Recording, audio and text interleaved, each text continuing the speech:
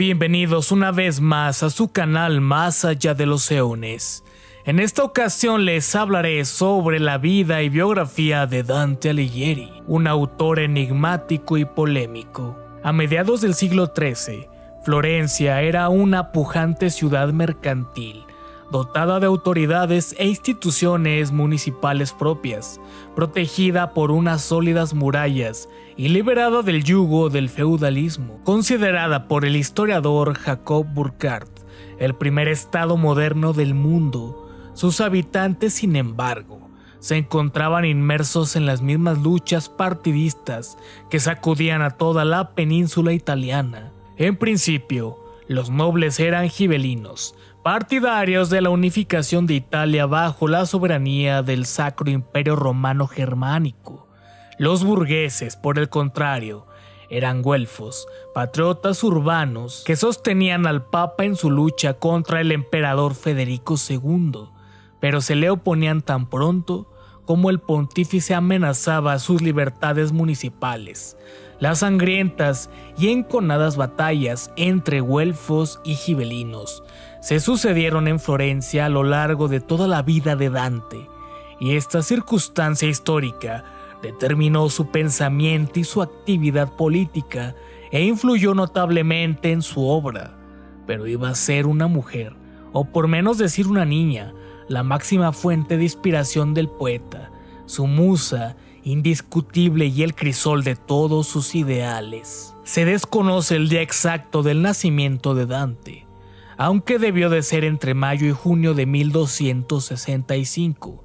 Su padre era el abogado Alighiero de Bellinzone, buen burgués y por supuesto güelfo. La madre, hermosa dama de delicada salud, se llamaba Gabriela, aunque todos le daban el cariñoso nombre de Bela. Al parecer, el abogado no fue un marido demasiado atento y Bela se consoló con su hijo, a quien prodigió sus atenciones y su cariño de un modo exclusivo. Dante le correspondió con una pasión casi furiosa, llegando a despreciar a su padre y a considerarle un enemigo. El niño tenía 8 años cuando Bela enfermó y unos 13 cuando murió. El abogado no tardó en reemplazarla por una indiferente madrastra, y Dante se refugió en el sufrimiento y en el odio. Fue entonces cuando vio por primera vez a Beatriz, que se convirtió en la gloriosa señora de sus pensamientos. Él tenía 9 años y ella 8.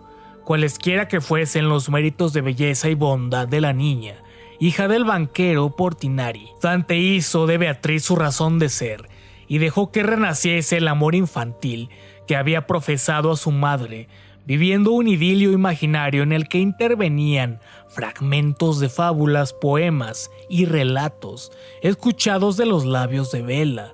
Curiosamente, la joven pareja no volvió a encontrarse hasta 1283, cuando Dante contaba con 18 años. Durante ese tiempo, la llama de aquella honesta pasión había continuado encendida en el pecho del muchacho, y el nuevo encuentro la alivió con virulencia. Además, en esta ocasión parece que Beatriz llegó a sonreír y hasta a saludar a Dante, lo que produjo en él un efecto extraordinario. La doncella pasó a ser definitivamente un símbolo poético, amoroso y religioso que Alighieri mantuvo vivo a lo largo de toda su existencia. De esas fechas datan sus primeros versos: fiel reflejo de su amor idealizado, de los ojos de mi dama brota una luz tan bella, que donde ella luce se ven cosas inefables. Ni siquiera el compromiso y posterior matrimonio de Beatriz con el rico banquero Simón de Ibardi aplacó el platónico ardor que el recién estrenado poeta sentía en lo más profundo de su alma. Dante se refugió en el mundo maravilloso de su imaginación, compuso 9 rimas para la dulce doncella de su corazón y se resignó a verla tan solo cuando era voluntad del azar. Las pocas veces que se encontraban en las calles de Florencia, ella le saludaba con una breve inclinación de cabeza, y Dante volvía a ser el hombre más feliz del universo. Sus poesías fueron rápidamente difundidas y apreciadas. Los jóvenes las recitaban en sus reuniones y Beatriz, al escucharlas, se reconoció en ellas. En su dignidad de mujer virtuosa, desposada y gazmoña, se ofuscó por haber inspirado una pasión culpable, y al tropezarse un día con su admirador, volvió su linda faz hacia otro lado. Dante, privado de su único consuelo, casi enloqueció de tristeza. Ya no podría consolar su sed de amor, mirando fugazmente al rostro angelical de su amada en aquellos breves encuentros. Pero esto no fue todo. Meses después, Beatriz cayó enferma y no tardó en exhalar su último suspiro.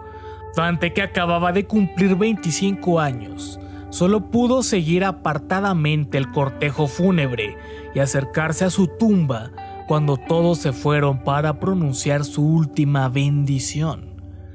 Dante se extravió, según él mismo cuenta en la primera estrofa de la Divina Comedia, en una selva oscura, en una vida crapulosa y disipada. Él, que había sido hasta entonces un enamorado lleno de espiritualidad, se rodeó de numerosas amantes y permitió que su alma se abandonara a los placeres.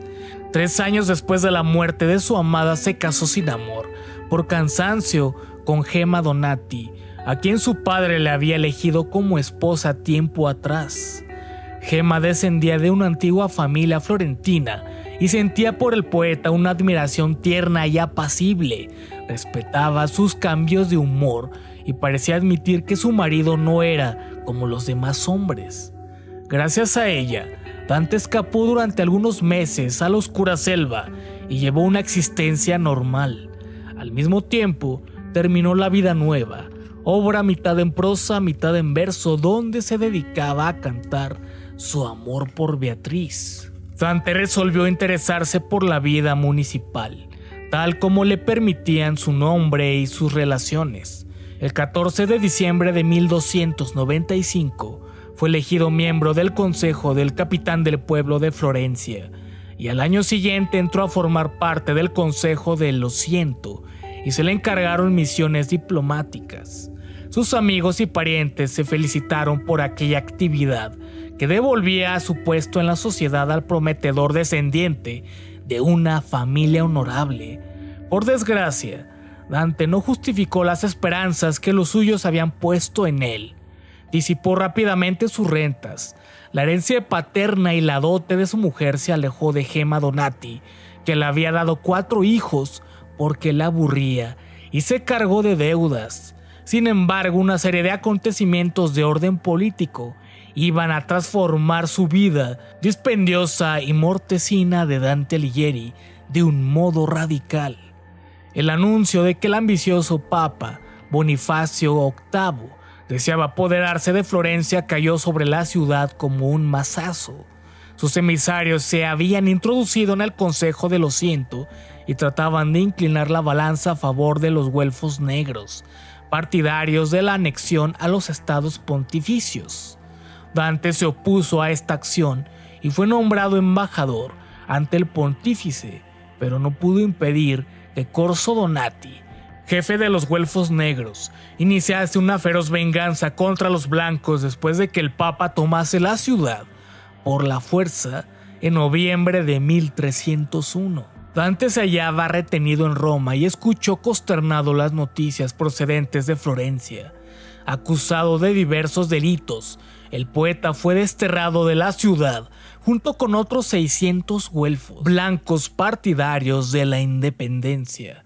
Se le condenó al pago de una cuantiosa multa al no intervenir nunca más en los asuntos públicos y a permanecer 2 años fuera de Florencia. En realidad, Dante no regresó nunca más, iniciando una vida errante entre Verona, Rímini y Ravenna. Gemma permaneció en Florencia con sus hijos, pues su partida habría significado la confiscación general de los bienes del matrimonio. Dante anduvo errante entre palacios de amigos y monasterios, abatido al principio por la injusticia de que había sido víctima.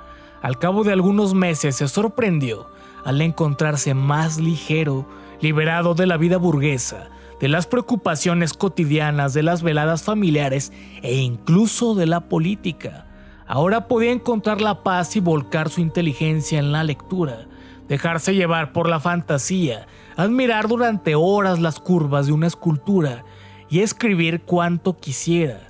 Entre 1304 y 1305 comenzó 2 libros, El Covite y La lengua vulgar. El primero, escrito en italiano, era un tratado enciclopédico mediante el cual se proponía divulgar la ciencia medieval. El segundo, redactado en latín, analizaba los diferentes dialectos de Italia y abordaba la cuestión de si la lengua romance era apta para la literatura. Tras viajar por diversas ciudades del norte de Italia, sin quedarse por mucho tiempo en ninguna, se estableció en Lunigiana con los Malaspina y luego en Casentino como huésped del conde Battifole. Fueron 2 en los que Dante reflexionó sobre la amargura del exilio. Sentirás lo salado que es el pan comido en el extranjero y qué duro es el camino de subir y bajar las escaleras de otros, menciona Dante. Mientras soñaba en estancias anónimas y escuchaba ruidos desconocidos, sintió surgir en él un canto más real que la propia vida.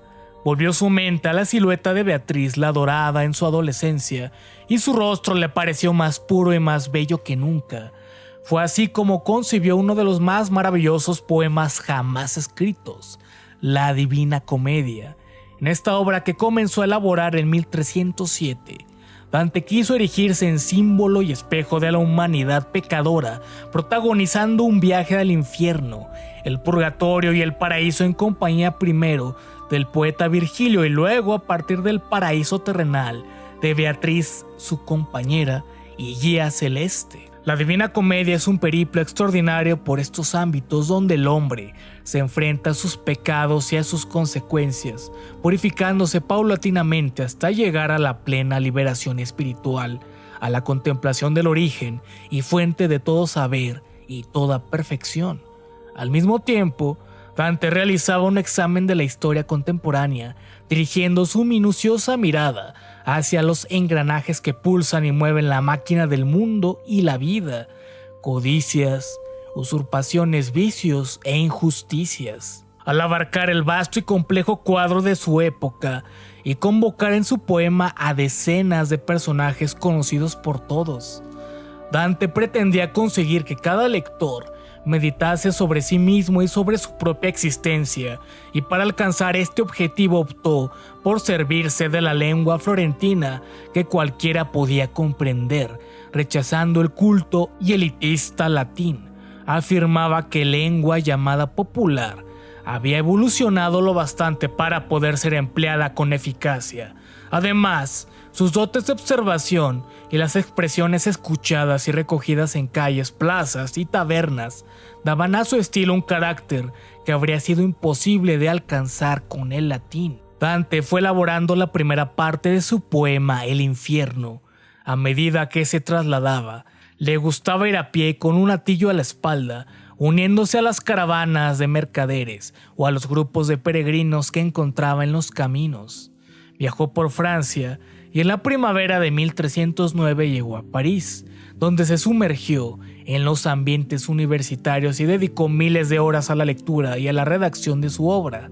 Sin preocupaciones, perdido e ignorado, Dante trabajó en paz, llenando página tras página. De pronto, a finales de 1310, supo que el emperador de Alemania, Enrique VII, iba a ser coronado rey de Italia en Milán. Pensó que llegaba el momento y la oportunidad de regresar a Florencia, aunque después de una ausencia de tantos años, poco le importaba la política local, su mujer y su futura posición. A principios así de 1311, se presentó ante el emperador mientras los ejércitos alemanes proseguían una difícil campaña entre las ciudades italianas, tan pronto aliadas como hostiles. Dante no quería deber su regreso a los soldados extranjeros, pero deseaba una Florencia liberada de las ambiciones papales. Sin embargo, las tenues esperanzas del próscrito se vinieron abajo momentáneamente, cuando el 24 de agosto de 1313, Enrique VII murió envenenado mientras viajaba de Pisa a Nápoles. Entretanto, sus poesías y muchas de sus cartas se habían publicado. Muerto Bonifacio VIII, aplacadas las luchas entre güelfos y gibelinos, y habiendo alcanzado su reputación como escritor, elevadas cotas entre sus contemporáneos. Muchas voces se alzaron pidiendo el retorno de Dante a su patria. Gemma continuaba en Florencia, dispuesta a reanudar su vida en común. Incluso sus hijos, Pedro y Jacobo, fueron a visitar a su padre, ávidos de compartir su fama y de rehabilitarle. En 1315, la señoría de Florencia concedió una amnistía bajo ciertas condiciones para todos los desterrados, pero Dante consideró que se trataba de una concesión deshonrosa y no se acogió a ella. En represalia, el 15 de octubre la señoría dictó contra él sentencia de muerte y la hizo extensiva a sus hijos varones. El poeta reanudó su vida errante. Verona, Treviso, La Romaña y algunas ciudades de Toscana le vieron pasar sin detenerse más de lo estrictamente necesario. Al fin, en 1318 se estableció en Ravenna, bajo la protección de su amigo Guido Novello de Polenta, que gobernaba la ciudad. Fue entonces cuando empezó a escribir en latín La Monarquía, donde exponía sus teorías políticas. En agosto de 1321, Guido le confió una misión para la República de Venecia. Al regresar de viaje, Dante cayó enfermo, víctima de las fiebres que a finales de cada verano se declaraban en aquellas insalubres regiones. Su gastado organismo no pudo superar la crisis. Sus hijos corrieron a su cabecera y le velaron hasta que la muerte le sobrevino en la noche del 13 al 14 de septiembre, después de varios días en el que el poeta delirante no cesó de llamar con desesperación a Beatriz Portinari, como si la estuviera viendo al pie de su lecho. Las últimas hojas del manuscrito de la Divina Comedia, ya publicada por fragmentos, fueron halladas bajo su almohada, entre ellas la única mujer que había amado verdaderamente, no con el cuerpo sino a través del entendimiento. Era exaltada por última vez. El amor me obligó a volver los ojos hacia Beatriz. Si cuanto hasta aquí se ha dicho de ella se encerrara todo en un solo elogio, sería poco para llenar su menester. La belleza que vi no solo está por encima de nosotros, sino que tengo por ciento que solo su hacedor puede gozarla completa. En este pasaje me confieso vencido, más que nadie fue superado por un punto de su tema, fuese cómico o trágico, pues como el sol deslumbra la vista más débil, así el recuerdo de aquella dulce sonrisa enajena mi mente. Desde el primer día en que vi su rostro, en esta vida hasta la presente visión, la he seguido con mi canto, pero conviene que desista de seguir su belleza con mi poema, como el artista que ha llegado al último punto de su arte. La información para este video fue extraída del libro Grandes Biografías de la editorial Océano.